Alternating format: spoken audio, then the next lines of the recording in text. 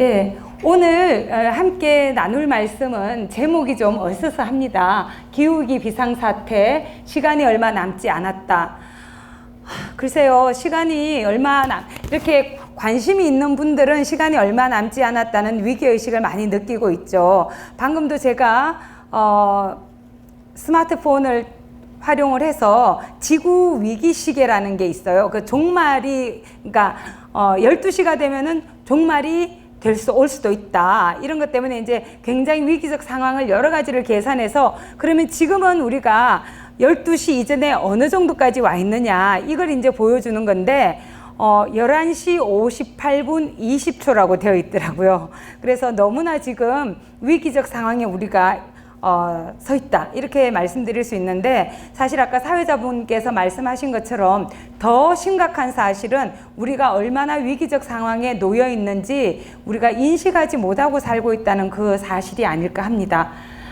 그래서 제가 오늘 여러분에게 드리고 싶은 말씀은 우리가 왜 위기적 상황에 서 있다고 그렇게 말들을 하고 있는지, 무엇이 그렇게 위기적인지. 그런데 저는 너무 이렇게 막 위기다라고 이야기하는 것만으로는 문제가 해결되지 않는다고 생각을 해요. 그리고 어떤 경우는 사람들은 미래를 굉장히 할인을 많이 한다, 이렇게 표현을 하는데, 당장의 일들을 더 중요하게 생각하고 먼 미래의 일들에 대해서는 내가 어떻게 할 수 있는 게 아니고 지금 어떻게 할 수 있는 게 아니고 이렇게 생각해서 그 가치를 굉장히 줄여서 생각을 하는 경향이 있습니다.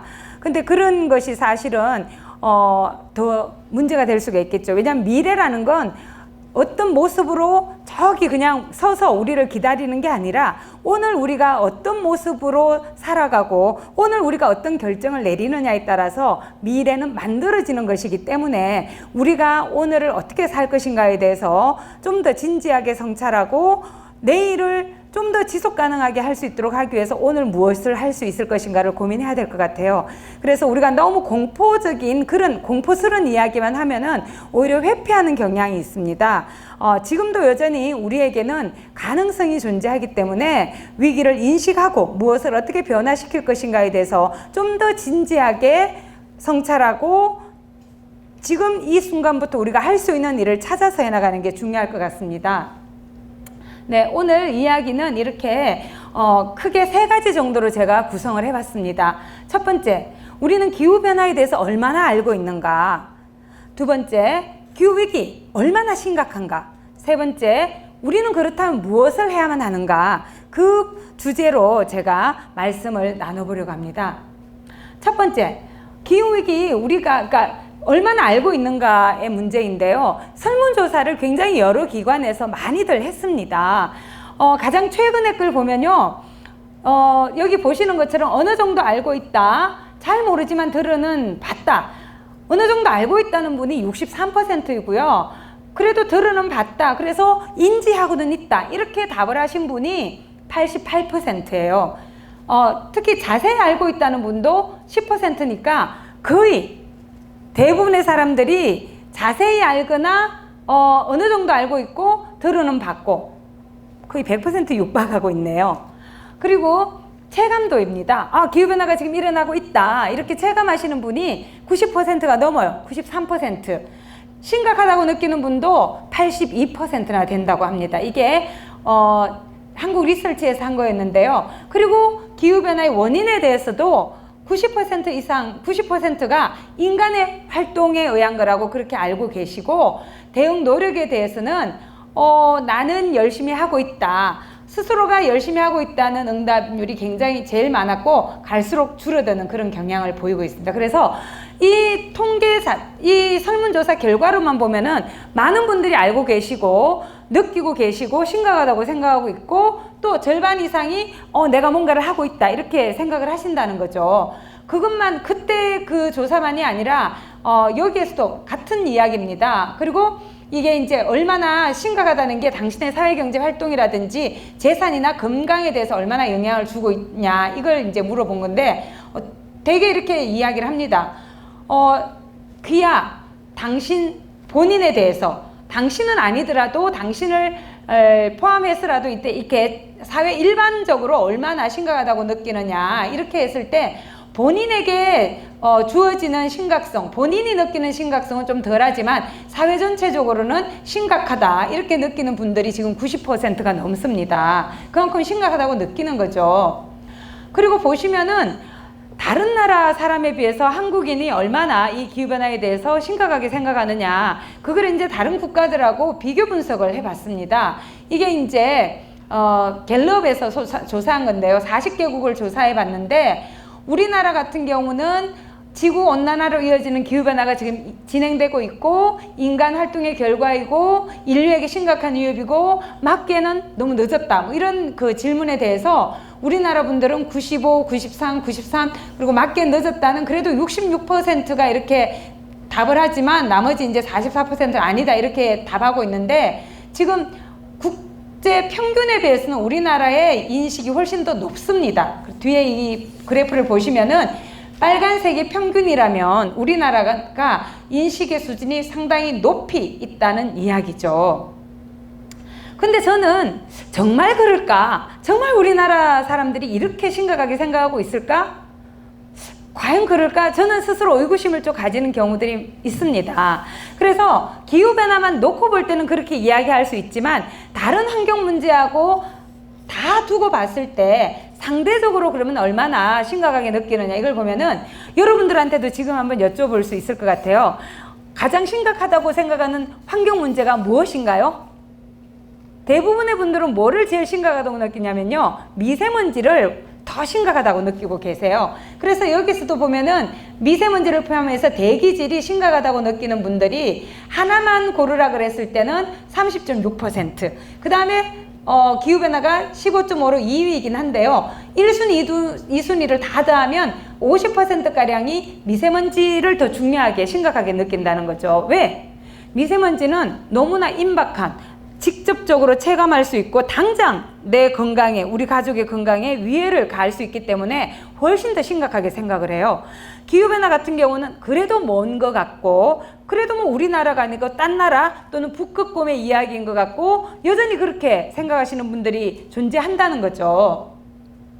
그래서 보시면은 가장 시급히 해결해야 될 환경 문제 같은 경우에 이거는 한국환경정책평가연구원이라는 국책연구원이 있는데요. 여기에서 매년 국민환경인식조사를 합니다. 그게 보면은 대기질 개선, 미세먼지를 포함한 이걸 가장 심각하게 해결해야 될 환경 문제라고 보는 분들이 46.5%였어요. 2019년에.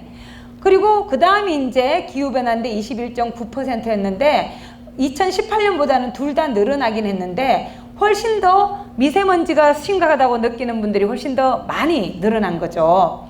그래서 그러면 기후변화를 해결할 의지에 대해서 물어봤을 때 다음의 사항들에 대해서 얼마나 동의하느냐 이렇게 했을 때 뭐 일회용품 사용을 규제한다든지 여러 가지 그에 대해서 70% 이상의 분들이 동의를 하고 있어요. 근데 현재 코로나19 때문에 일회용품 사용에 그 규제가 가해졌던 게 오히려 완화돼서 지금은 아마 카페라든지 이런 데 가시면은 일회용품을 엄청 많이 사용하실 텐데요. 더 많이 사용하고 있습니다.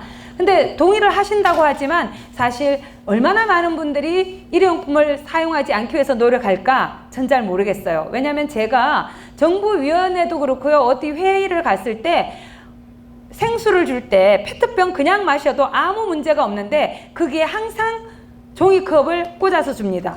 그 종이컵에 우리가 물을 따라서 먹어도 그 물 두고 가도 아무도 그 물 새로 마시지 않아요. 다 버려요. 그러면 그냥 그 물 입대고 마셔도 아무 문제가 없거든요. 근데 그게 예의인 것처럼, 그렇게 하지 손님 접대하는 것처럼, 공손한 것처럼 저는 이런 문화가 문제라고 생각을 하는데요. 여하튼 동의하신다고 하는 분들이 많지만 정말 실생활에서 그런가는 또 따져봐야 될 문제예요.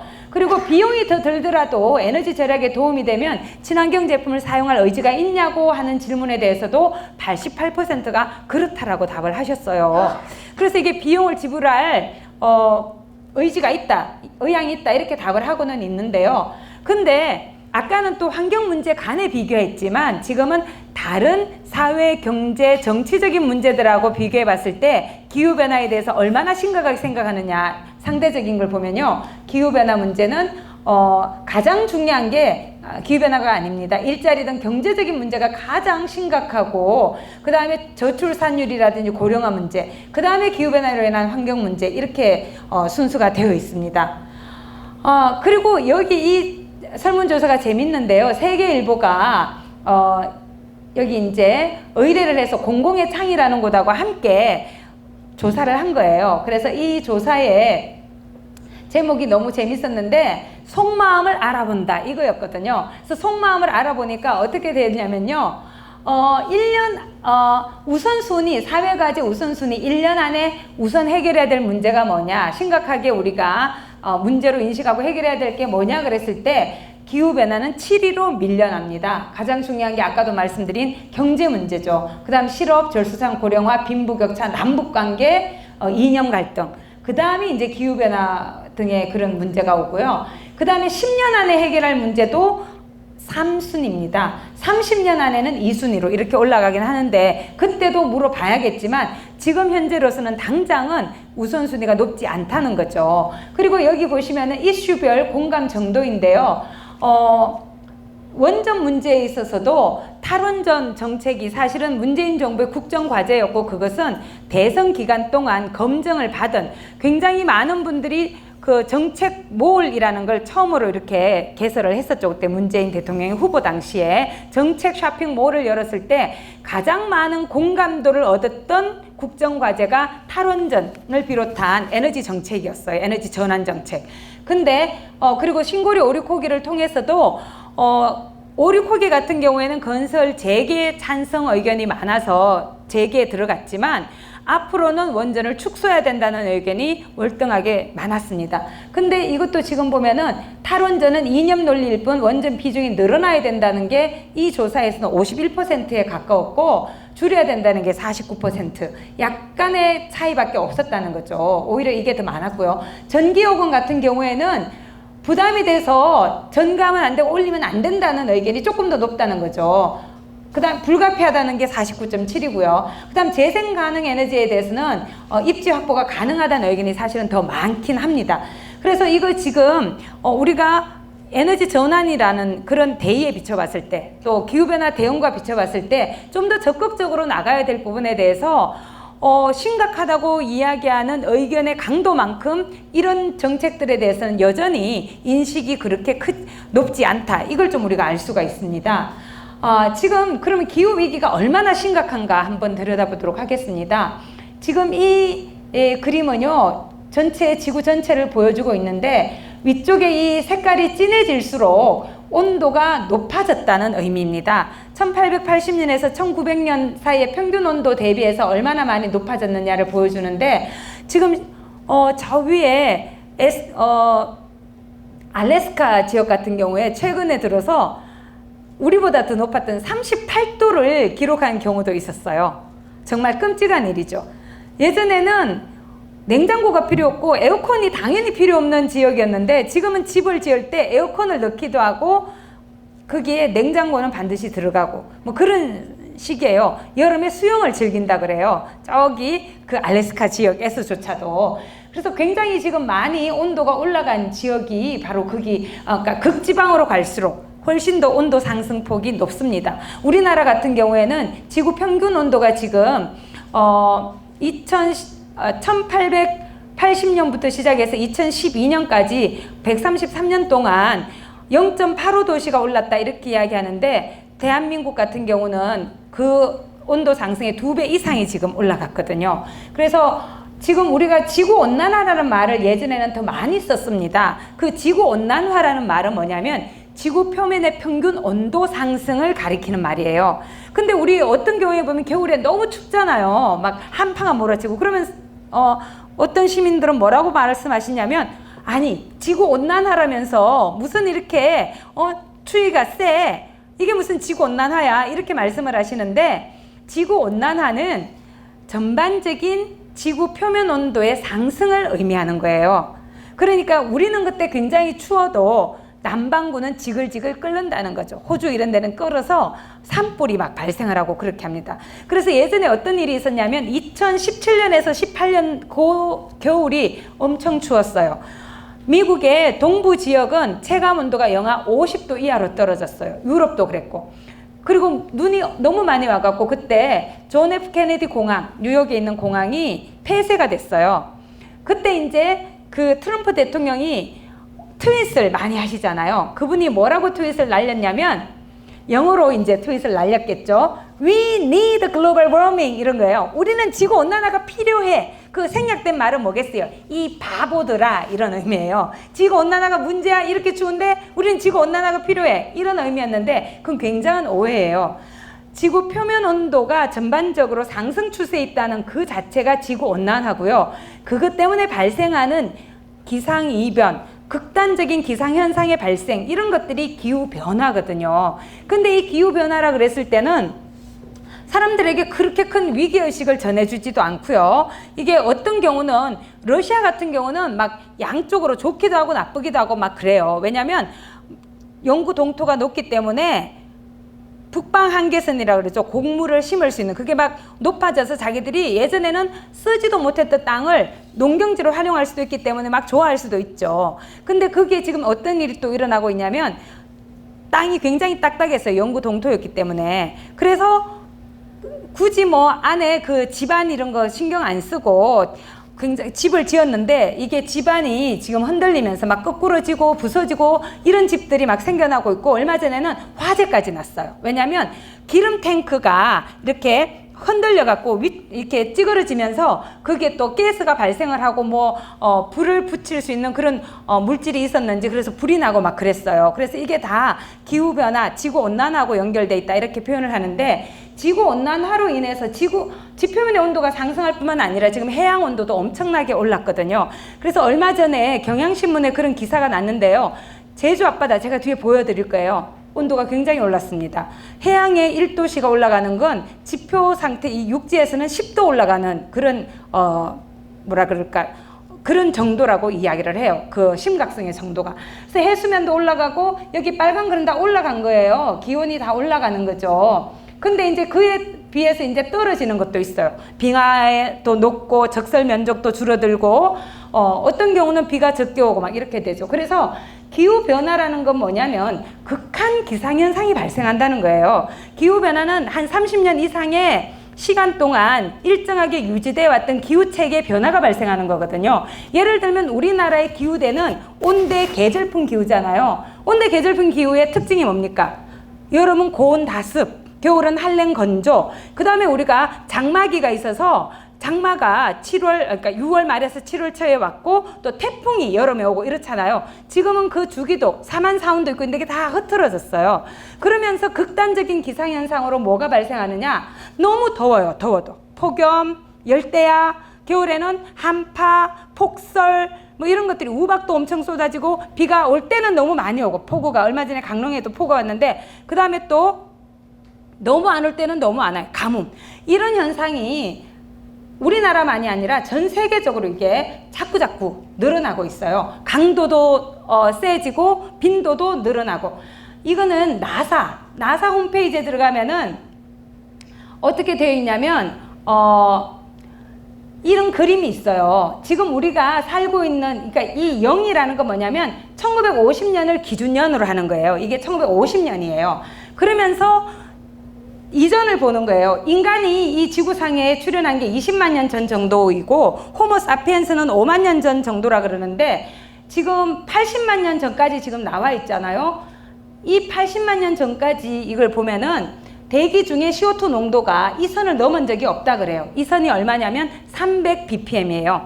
ppm이라는 말은 대기 중에 기체 분자가 100만 개가 있을 때 그 중에 몇 개냐는 의미예요. 그러면 300 ppm 이하란 얘기는 300개가 안 됐다는 얘기예요. 근데 지금은 어떻게 됐냐? 산업혁명기에는 280 ppm이었다 그러거든요. 지금은 너무나 많이 올라가서 지금 여기 작년에 414 ppm까지 올랐는데, 최근에 관측한 거에서는 416 ppm까지 올라왔어요. 엄청난 변화입니다. 그래서 이게 지금, 그러면 왜 저렇게 대기 중에 CO2 농도가 저렇게 올라갔느냐? 그리고 CO2 농도가 저렇게 올라갔다는 게 어떤 의미이냐? 그게 이제 문제가 될 거 아닙니까? 그게 뭐냐면 CO2를 비롯해서 대기 중에서 지구를 따뜻하게 데워주는 역할, 온실 효과를 야기하는 그런 기체를 우리가 온실 기체, 온실 가스라고 불러요. 그 기체의 가장 대표적인 게 CO2, 이산화탄소인데요. 이거 말고도 여기에 다른 게 있습니다. 메탄, CH4 메탄도 있고요. N2O라 그래서 아산화질소도 있고, 그 다음에 F가스류라 그러는데 이거는 원래 자연 상태에 없었는데 사람들이 인위적으로 만든 합성한 가스들이에요. 여기 PFCS, 이거는 이제 과불화탄소, HFCS, 수소불화탄소, SF6는 육불화학. 그리고 최근에 2013년부터 온실기체 하나로 또 우리가 간주하기 시작한 게 NF3라 그래서 플로르와 질소라는 게 있어요. 근데 그게 뭐냐면 어떤 역할을 하냐면요. 이 대기 중에 이렇게 얘들이 있는데 태양에서 복사에너지가 왔을 때 일부는 구름에 부딪혀서 반사해서 우주로 반사돼서 나가고 나머지 많은 부분이 지구로 들어옵니다. 그래서 지표를 데워요. 그리고 바다도 데워요. 그리고 그때 이제 이게 지구 복사에너지로 변해서 다시 적외선의 형태로 우주로 방출이 됩니다. 근데 방출되기 직전에 대기 중에 그 온실 기체가 있어서 그 일부의 열을 잡습니다. 그래서 어떻게 되느냐? 지구의 온도가 따뜻하게 일정하게 유지돼 왔던 거예요. 한 15도 정도로 유지돼 왔다 그러는데, 그렇기 때문에 지구에는 생명체가 살 수 있는 거죠. 너무 춥거나 너무 더우면 생명체가 살기 어렵지만 일정한 온도를 유지해 왔기 때문에 생명체가 살 수 있었어요. 근데 문제는 뭐냐?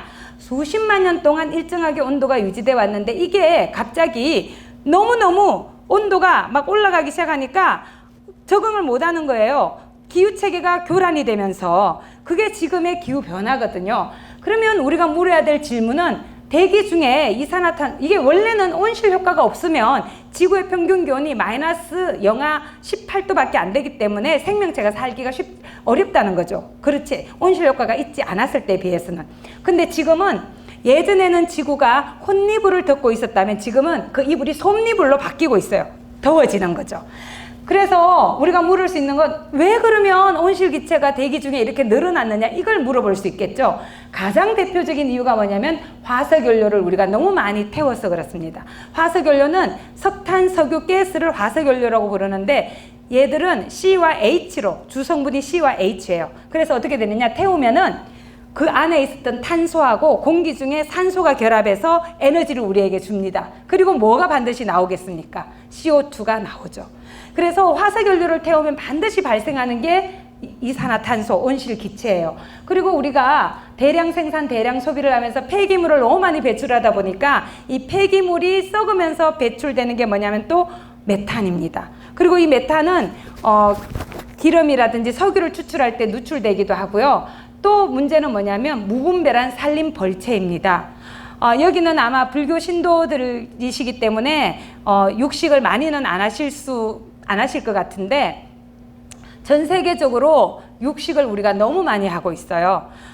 저만 하더라도 어릴 때 우리 집에서 고깃국을 먹는다, 불고기를 먹는다, 이런 일은 흔하지 않았던 것 같아요. 근데 지금은 매끼 우리가 고기를 먹어요. 종류만 바뀌어요. 소고기냐, 돼지고기냐, 닭고기냐, 생선이냐 늘 먹거든요.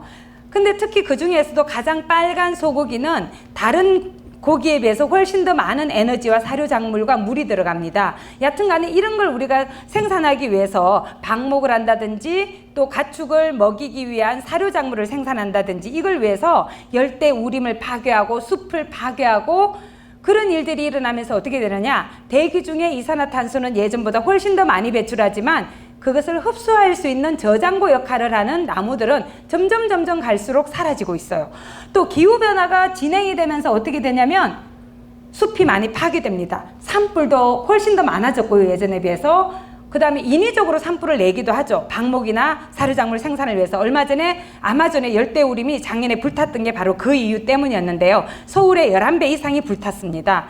작년에 또 그 호주 같은 데서는 기후변화 자체 때문에 불이 나기도 했는데요. 그리고 가뭄, 홍수 때문에도 숲이 파괴됩니다.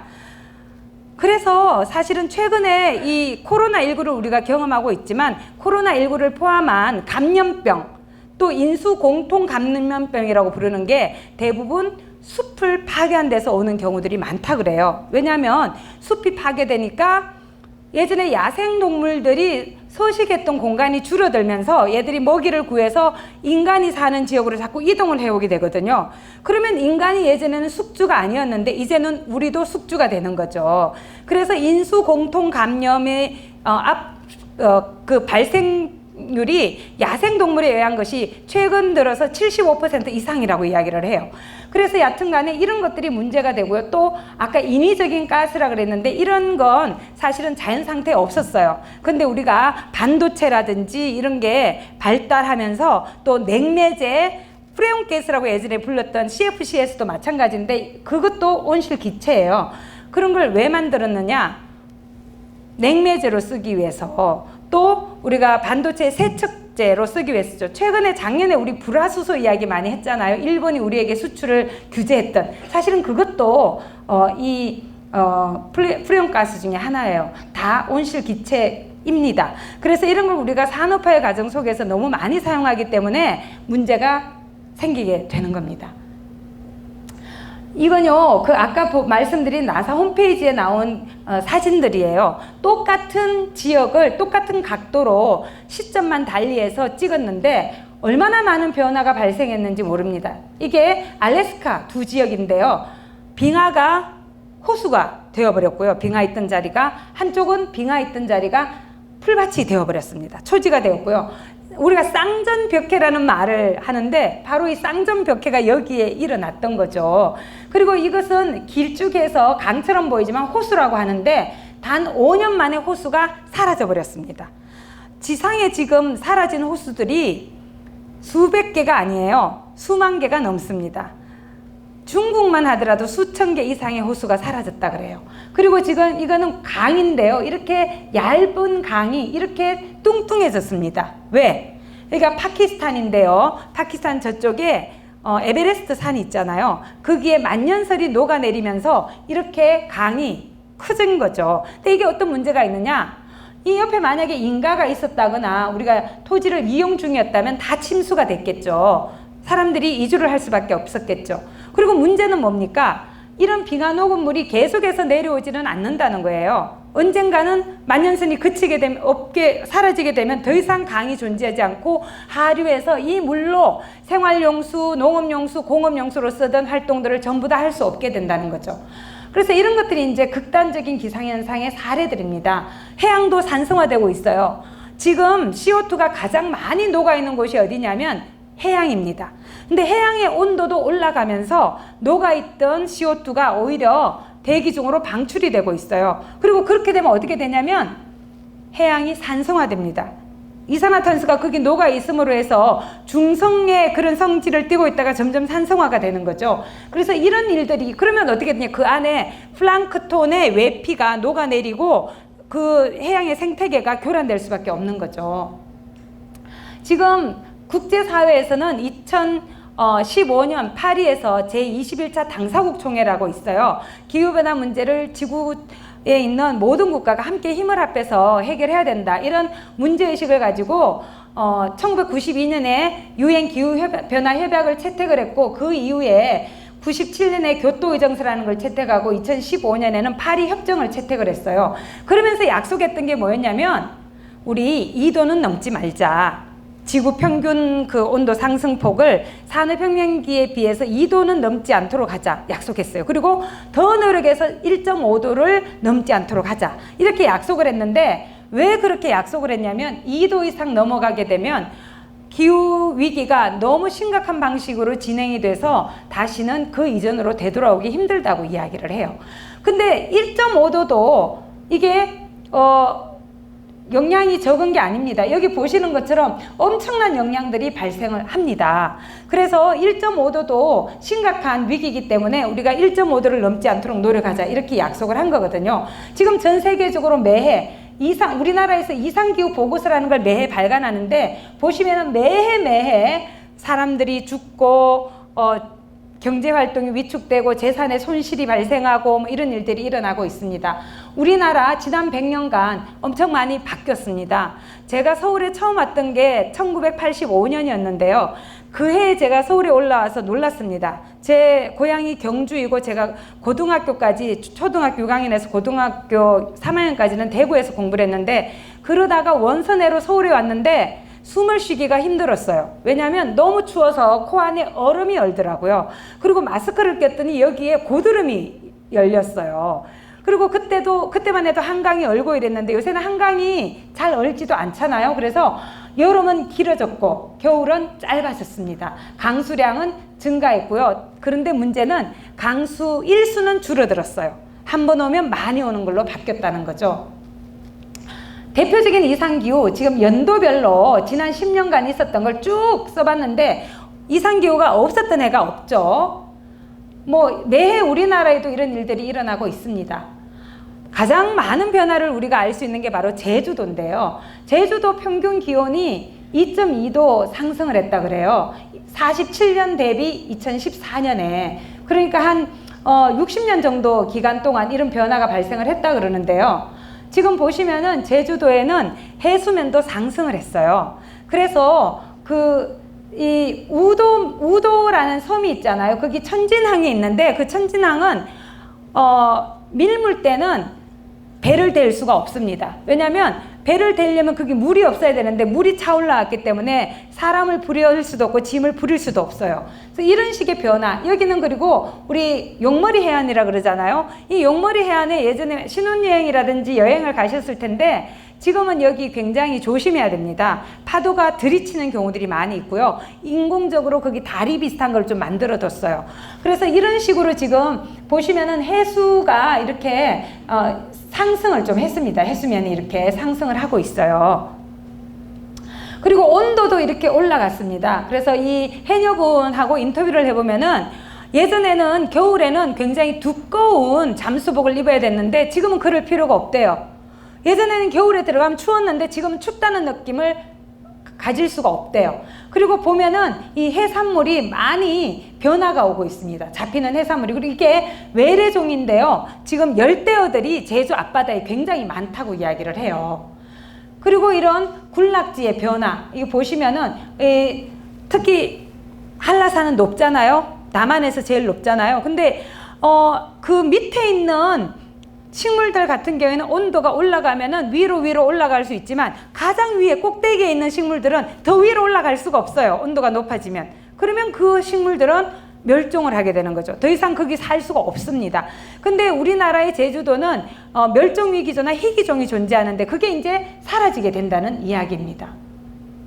그래서 이 기후 재난이 발생을 하면은 우리가 그냥 덥다, 춥다, 여름에 그래서 너무 덥고 겨울에 너무 추울 수 있다, 이런 기상현상만 생각하지만 사실 이걸로 그치지 않습니다. 굉장히 많은 변화가 발생합니다. 시설 부문에도 피해가 올 수 있고요. 왜냐면은 너무 비가 많이 오고 이러면은 막 전신주가 넘어지기도 하고, 그래서 정전이 발생하기도 하고, 또 침수 피해로 인해서 공장이 문을 닫을 수도 있고요. 뭐 집도 침수 피해를 입을 수도 있겠죠. 그 다음에 또 경제 부문에 피해가 올 수 있습니다. 우리 여름철 온도가 몇 도냐, 겨울철 온도가 몇 도냐에 따라서 리조트 산업은 굉장히 많이 영향을 받습니다. 미세먼지가 있느냐 없느냐도 사실은 사람들의 야외 활동에 영향을 주기 때문에 경제에 영향을 미치거든요. 그래서 어떤 경제연구소에서는 미세먼지가 왔을 때 사람들이 어떤 행위를 하는지, 쇼핑을 뭘 하는지, 집에서 하는지, 어디로 놀러 가는지 안 가는지 그걸 다 조사를 해요.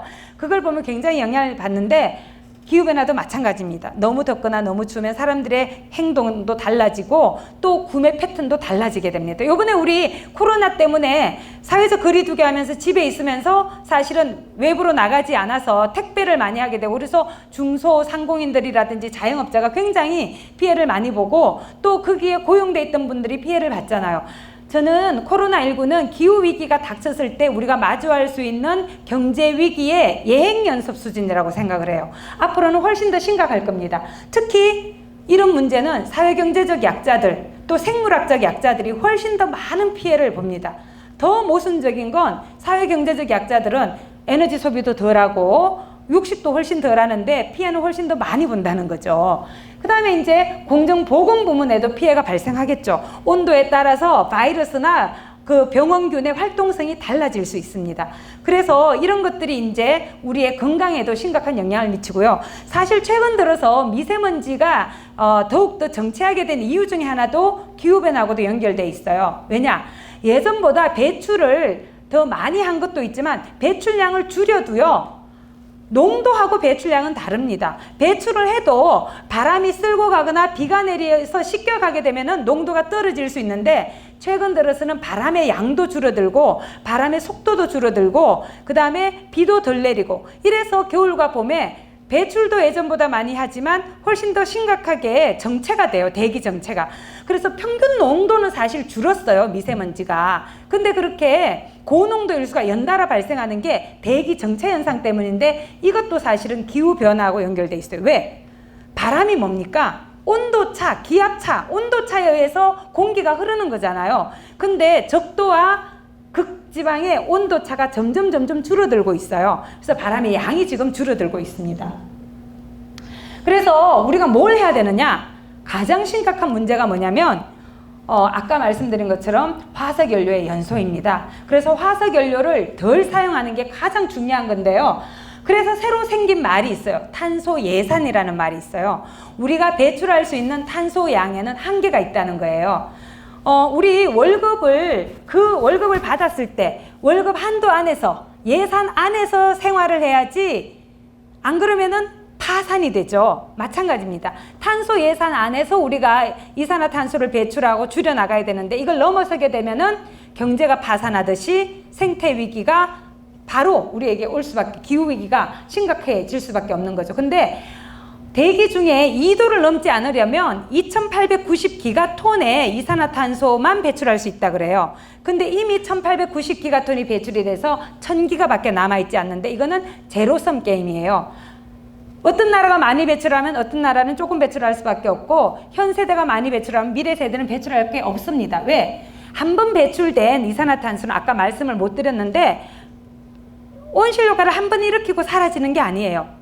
온실효과를 이산화탄소 같은 경우에 최대 몇 년 동안 머무르면서 일으키냐면 50년에서 200년 동안 대기 중에 머물러요. 심지어 최근에 과학적인 연구에 따르면은 그 중에 15% 이상, 아직은 불확실성이 좀 있어서 15에서 40%라고 이야기하는데, 최소 15%는 몇 년을 머무르냐면 1000년을 머무릅니다. 우리가 오늘 배출한 이산화탄소의 15%는 1000년을 머무릅니다. 너무 끔찍한 거 아닌가요? 그리고 탄소는 아까 분명 말씀드렸죠. 화석연료를 태우게 되면 반드시 배출이 되거든요. 그래서 화석연료를 아무리 우리가 매장되어 있는 걸 알고 있다 하더라도 이제는 더 이상 캔에서 쓰면 안 되는 시대가 됐다는 거예요. 계산을 해보니까 석탄은 80% 이상, 가스는 절반 정도, 석유는 3분의 1 정도는 매장된 채 그대로 둬야 된다는 거예요. 그걸 꺼내서 태우면 계속해서 이산화탄소가 배출될 수밖에 없기 때문이죠. 온실가스 감축을 위한 정책 방향, 그래서 뭐냐? 여기 4가지로 크게 얘기하는데 다 에너지가 들어가 있어요.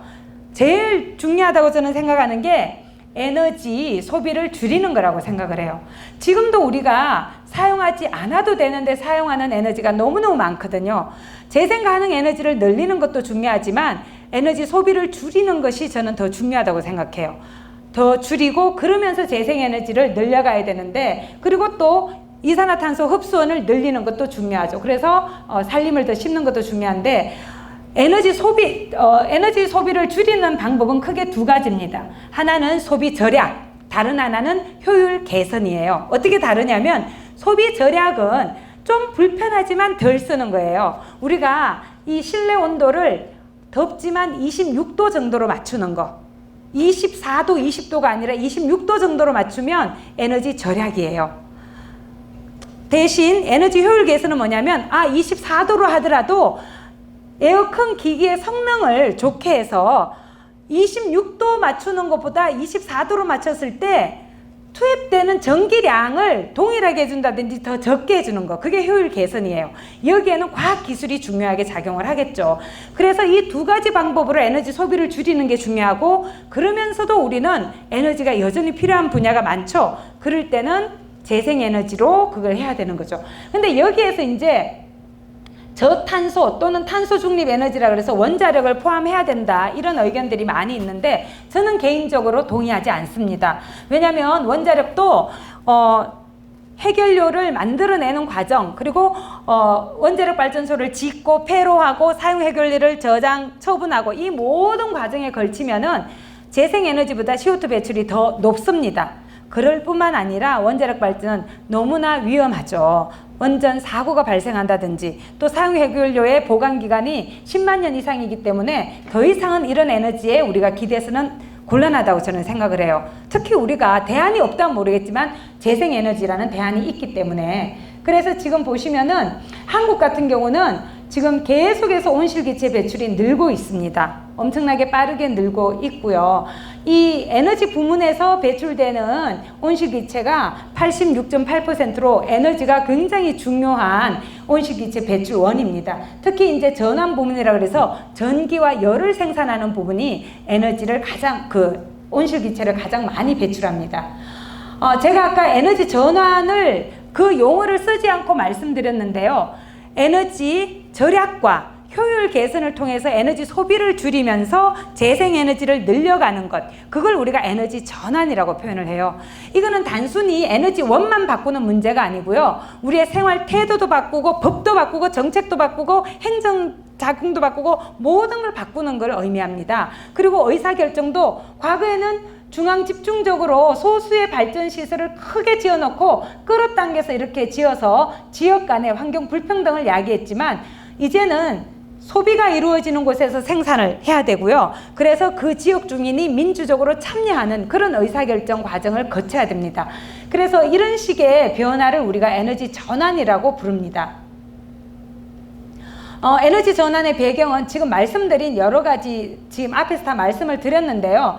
특히 이제 기술적으로도 이 전환이 가능한 시대에 우리가 살고 있습니다. 지구적으로는 이미 재생에너지, 특히 풍력, 태양광으로 생산한 전력의 그 발전 단가가 기존의 석탄 화력을 비롯해서 화석연료와 원자력의 발전 단가를 넘어선 나라들이 나오고 있어요. 그걸 우리가 그리드 페리티라 그러는데 그런 데가 늘어나고 있고, 특히 재생에너지는 일자리를 창출하는 효과가 굉장히 크기 때문에 지금 코로나 이후 경제 위기를 극복하는 이후에 강의 이후에 이제 다음번 이유진 박사가 말씀드리겠지만 그린 뉴딜의 시대로 접어들었는데 가장 우리가 초점을 두고 있는 것이 바로 에너지 전환이기도 합니다. 왜냐하면 일자리를 많이 만들어내서 경제를 활성화시키는 역할을 하기 때문에. 그리고 민주주의가 발달하면서 과거에는 정부가 일방적으로 해서 어떤 지역에 그냥 발전 설비를 갖다 꽂았지만 이제 더 이상 그런 시대는 아니라는 거죠. 시민 참여가 확장될 수 있는 사회적 분위기도 조성이 돼 있고 그런 방향으로 우리 사회가 진보하고 있습니다. 그리고 굉장히 또 이런 문제는 사실 시민들만의 힘으로, 정부만으로는 부족하고요. 기업도 같이 해야 되는데 이미 많은 기업들이, 세계 유수의 유명한 기업들이 선언을 했어요. 자기들이 사용하는 전력을 재생에너지로 사용한 걸로 하겠다. 제가 며칠 전에 찾아봤더니 241개 기업이 RE100을 선언했습니다. 이게 리뉴어블 에너지 100%거든요. 재생에너지 100이란 뜻인데 2014년에 원래는 8개 기업이 시작해서 말에는 13개가 됐는데 지금 이렇게 빠르게 성장하고 있습니다. 올해 2020년은 지금 절반밖에 안 지났는데 241개로 작년보다 30개 기업이 더 추가가 됐어요. 그런데 이 기업이 자기들만 이렇게 변하는 게 아니에요. 이 기업들이 스스로 혼자서 다 물건을 만들지 못하기 때문에 또 서비스를 제공하지 못하기 때문에 자기들한테 부품을 조달하는 기업들에 대해서도 협력체에도 니네들이 사용하는 전력도 재생에너지 100%로 해라 이렇게 요구하기 시작했어요. 근데 안타깝게도 지금 우리나라 기업은 여기에 없습니다. 삼성하고 LG가 RE100을 선언을 하기는 했는데 해외에서만 이게 가능해요. 왜냐면 우리나라의 전력에는 지금 재생에너지 100%로 그 전력을 공급받을 길이 없습니다. 그래서 지금 이런 데 동참하고 있지 못해서 우리나라 시장 구조가 좀 전력 시장이 바뀌어야 되는 그런 필요성을 보여주고 있습니다. 지금 에너지 전환을 보시면은 세계적인 투자를 보면 세계가 어느 방향으로 가고 있는지 알 수가 있어요. 작년 같은 경우에 거의 70%에 육박하는 신규 건설 투자가 재생에너지 부문에서 이루어졌어요. 수력을 빼더라도 65% 이상이 재생에너지였어요. 원자력 8%가 안 됐고 화석연료 22.8밖에 안 됐습니다. 계속해서 지금 늘어나고 있고요. 이미 우리가 사용하는, 인류가 사용하는 최종 에너지에 지금 보시면은 10.6%가 이미 재생에너지고 전력은 이미 4분의 1이 넘습니다. 26.2%죠. 지금 보시면은 이게 누적 시설 용량을 보면은 2017년을 지나면서 원자력을 뛰어넘었어요. 시설 용량으로는. 물론 효율이 다르기 때문에 생산량, 전력 생산량은 아직 풍력과 태양광이 원자력보다 아래에 있지만 시설 용량은 이미 뛰어넘었습니다. 전 세계적으로. 아까 말씀드린 것처럼 일자리가 너무나 많이 만들어지는 게 바로 이 재생에너지 분야입니다. 1000만 개 이상이 만들어졌고요. 절반 정도가 지금 중국에서 만들어졌어요. 그래서 우리나라도 지금 고용 위기를 재생에너지의 발전을 통해서 우리가 극복할 필요가 있다는 걸 여기서 발견할 수 있습니다.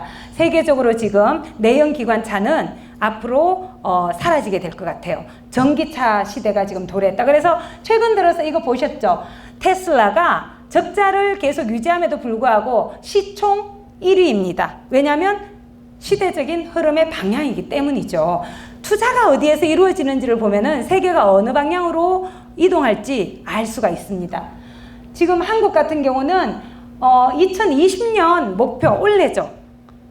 BAU라는 영어 표현이 있어요. Business as usual이라고 그래서 배출 전망치라고 우리가 번역을 하는데, 배출 전망치에 비해서 30% 줄이겠다 이렇게 약속을 했는데, 그러려면 이 점 파란 줄로 갔어야 되거든요. 근데 빨간 선이 지금 실제 이게 배출 전망치고 이게 30% 아래인데 오히려 배출 전망치를 지금 따라가고 있습니다. 10년 뒤인 30년은 BAU 대비 37%를 줄이는 건데 어떻게 되느냐? 2015년 배출 이미 한 양에 비해서 22.3%를 줄여야 되는 거라서 사실 만만한 양이 아닙니다. 그런데도 이 목표는 너무나 불충분한 걸로 세계적으로 평가받고 있고요. 지금 배출 우리가 세워놓은 이 전망치 그 목표를 따라가려면 훨씬 더 혁신적으로 우리가 움직여야 되는데 지금 그렇게 되고 있지 못한 상태입니다. 그래서 굉장히 많은 국제적 비난의 대상이 되고 있습니다. 에너지 전환이라는 것은 단지 기후변화를 완화하는 그런 효과만 있는 게 아닙니다. 에너지 안보, 왜냐하면 재생에너지는 우리 땅에서 만들어지는 거죠. 효율 개선 기술은 우리의 기술이기 때문에 수출도 가능합니다. 재생에너지 기술도 그렇고 더 이상 외국에서 생산되는 연료에 의존하지 않으면서 우리의 에너지 안보를 지킬 수가 있고요. 깨끗하고 안전한 에너지를 사용할 수 있고 또 신성장 동력이 될 수도 있습니다. 그래서 이런 공편익이 있기 때문에 에너지 전환이 기후위기 시대에 굉장히 중요한 우리의 방향이, 행동의 방향이 돼야 되는 거죠. 정부의 방향은 이 방향을 향해서 나아가고 있지만 이 계획과 정책이 온전히 실현되고 있지 못하다는 그런 문제가 있습니다. 지금 시간이 얼마 없어서 제가 그냥 그림만 보여드리겠는데 3020이라고 있죠. 2030년에 재생에너지가 전력 생산 중에서 20%를 차지해야 하는 것이 우리의 목표입니다. 이렇게 되기 위해서는 소규모의 그런 시설도 늘어나야 되고 대규모 시설도 늘어나야 되는 그런 상황에 있습니다. 대부분을 이제 태양광과 풍력으로 하겠다 그러는데 이 목표는 굉장히 낮습니다. OECD 다른 국가들하고 비교하면. 지금 우리나라는요, 재생에너지의 그 전력 생산 중에 비중이 전 OECD 국가에서 가장 낮습니다. 3.9%였어요. 2018년에. 그래서 이걸 이렇게 올려야 되는데 지금 이미 다른 나라는 우리의 목표를 넘어서고 있습니다. 그래서 이런 것이 우리가 얼마나 지금 세계적인 추세에 뒤처져 있는지를 보여주고 있습니다. 그런데 최근 들어서 이 재생 가능 에너지조차도 사회 갈등의 대상이 되고 있다는 게 굉장히 슬픈 현실입니다. 사람들이, 일반 시민들도요, 과거의 에너지 시스템에 굉장히 익숙해 있어요. 무슨 의미냐면 예전에는 그냥 엄청나게 넉넉하게 여유롭게 전력을 생산해서 공급을 했기 때문에 콘센트가 있으면 그냥 플러그만 꽂으면 누구나 편리하게 전력을 쓸 수가 있었어요. 우리 동네에는 전기를 생산하는 시설이 없었습니다. 왜냐하면 대규모 원자력 발전, 석탄화력 발전을 소수의 지역에다 갖다 놨기 때문에 대부분의 지역에서는 그런 시설이 내 눈앞에 없었어요. 그냥 가져다 쓰기만 했어요. 대신 이제 원자력 발전 시설이 많은 지역, 석탄화력 발전 시설이 많은 대표적인 충남 지역 주민들은 굉장히 미세먼지 문제라든지 이런 환경오염에 노출돼 있었지만 그 외의 사람들은 편하게 썼었죠. 근데 재생에너지는 분산적인 설비예요. 그렇기 때문에 우리 집 앞에도 이런 시설이 들어와야 되는 거예요, 사실은. 내가 사용하는 전력을 내가 만들어서 써야 되는 시대로 가고 있고 그렇게 돼야 되는 거예요. 그런데 이런 시설들이 우리 지역에 들어서는 거에 대해서 굉장히 많이 반발을 합니다. 물론 이것은 단순히 싫다가 아니라 이런 사업들이 이루어질 때 초기부터 주민들이 함께 참여해서 함께 계획에 들어가고 또 함께 투자하고 거기서 발생한 이익을 함께 나누고 이런 방식이 좀 더 건강하게 건전하게 수행이 돼야 되는데 그렇지 못했다는 거죠. 그래서 앞으로는 좀 더 이런 계획들에 주민들이 함께 참여하고 그래서 투자도 함께 하면서 거기서 발생한 수익도 함께 나누고 꼭 투자한 주민만 수익을 나눠 가지면 안 되겠죠. 주민에 따라서는 투자 여유가 없는 분들도 계시기 때문에 그런 분들에게도 그 지역 단위에서 함께 그 지역 사회가 이익을 나누어 가지는 방식으로 가야 됩니다. 그래서 정책이 지금 그렇게 바뀌고 있어요. 주민들이 투자를 했을 때는 훨씬 더 많은 이익을 남길 수 있도록 보조금을 지원한다든지 이런 일들이 일어나고 있는데 이제는 더 이상 산을 마구잡이로 훼손하는 지금은 또 그렇게 된 지역도 꽤 있어서 문제가 되기도 하는데요. 이제는 좀 더 우리가 환경영향평가도 제대로 받으면서 그렇지만 좀 더 많은 지역에서 가장 그 에너지 소비가 많은 도시부터 바뀌어야 되는데 도시 같은 경우는 임대료가 너무나 비싸고 공간이 충분하지 않아서 그래서 계속해서 이제 농촌으로 산으로 이렇게 들어갔던 건데 좀 더 많은 시민들이 관심을 가지고 협동조합을 만들고 투자하고 이런 방식으로 진행이 되면 좋겠습니다. 자, 그래서 지금 전기요금 같은 경우에 오해가 있어요. 우리나라 전기요금 비싸다고 말씀하시는 분들이 굉장히 많습니다. 체감 수준 비싸다고 생각하는 게 부담스럽다. 50%가 넘어요. 근데 이것은 정말 잘못된 것입니다. 우리나라의 전기요금은 OECD 국가 중에 4번째로 쌉니다. 산업용 전기요금은 OECD 평균과 비슷해요. 근데 가정용 전기요금은 4번째로 쌉니다. 우리는 지금 일반 국민들은 전기요금이 아니라 전기세라고 부르세요. 근데 아이러니하게도 우리나라의 전기요금에는 세금이 거의 붙어 있지 않습니다. 12% 내외 있습니다. 부가가치세와 전력산업기반기금이라 그래서 전력요금의 3.71% 정도밖에 안 붙어 있어요. 유럽의 많은 나라들은 절반 이상의 전기요금의 절반 이상이 세금이에요. 왜? 전기를 생산하고 송배전하는 과정에서 발생하는 환경 비용을 거기에 엎어서 같이 내야 되고요.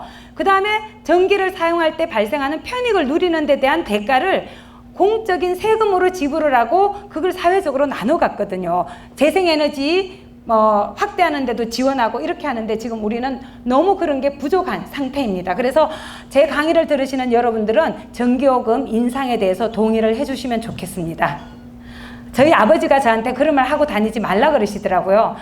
욕을 너무 많이 먹을 거래요. 그래서 제가 그래도 학자로서 그런 이야기는 해야 된다 이렇게 말씀을 드리는데 이거는 이제 아까 말씀드린 건데 에너지 전환이 필요하다 이런 얘기고요. 요것만 말씀드리고 마치겠습니다. 앞에는 제가 이거 다 말씀 드린 건데 개인들이 생활 속에서 자신을 바꾸는 게 너무 중요하죠. 우리가 낭비하는 거 줄이고 스스로 소박하고 단순하게 좀 살고 스스로 에너지 생산자가 돼서 더 이상 소비자로만 머물지 말고 생산자도 되는 거예요. 에너지 프로슈머라 그러죠. 그리고 저는 에너지 비용도 제대로 부담하는 그런 시민이 되면 좋겠습니다. 그 다음에 자기 혼자만의 생활로 끝나서는 곤란합니다. 사회가 바뀌어야 되거든요. 이런 사람들이 많이 생겨나려면 의지가 없어도 자기 생활을 바꾸는 사람이 늘어나야 돼요. 그러려면 제도가 바뀌어야 됩니다. 그러려면 그런 제도와 정책을 만드는 정치 지도자를 선출해야 됩니다. 그래서 저는 투표를 잘해야 된다고 말씀을 드립니다. 이런 의지를 가진 지도자를 뽑아야 되고요. 그 다음에 경제생활 우리 잘해야 됩니다. 정치 투표는 4, 5년에 한 번씩 하지만 경제 투표는 매일 할 수 있습니다. 저는 화폐 투표라고도 표현하는데 여러분들이 에너지 효율적인 제품을 구매한다든지 CO2 배출이 적은 제품을 구매하면 그것이 바로 그런 제품을 생산하는 기업에 대한 투표입니다. 경제투표, 화폐투표입니다. 그러면 그런 기업은 흥하게 되겠죠. 그래서 이런 기업들을 우리가 좀 더 많이 지원해 줘야 되고요. 그 다음에 스스로가 단체도 만들거나 이런 단체를 후원하는 것도 중요합니다. 제도 개선에 나서려면 시민 혼자 떠들어서는 곤란합니다. 단체를 만들어서 그 단체의 힘으로 정치권에 압력을 가하고 행정부에 압력을 가해야 됩니다. 그래서 여러분들이 기존 단체가 마음에 안 드시면 새로운 단체를 만드셔도 좋고, 기존 단체를 후원하거나 직접 회원으로 참여해서 캠페인을 벌이시거나 재능을 기부하시거나 이런 식으로 해서 함께 사회를 바꾸는데 동참하시면 좋겠습니다. 네, 강의는 이걸로 마치겠습니다. 감사합니다.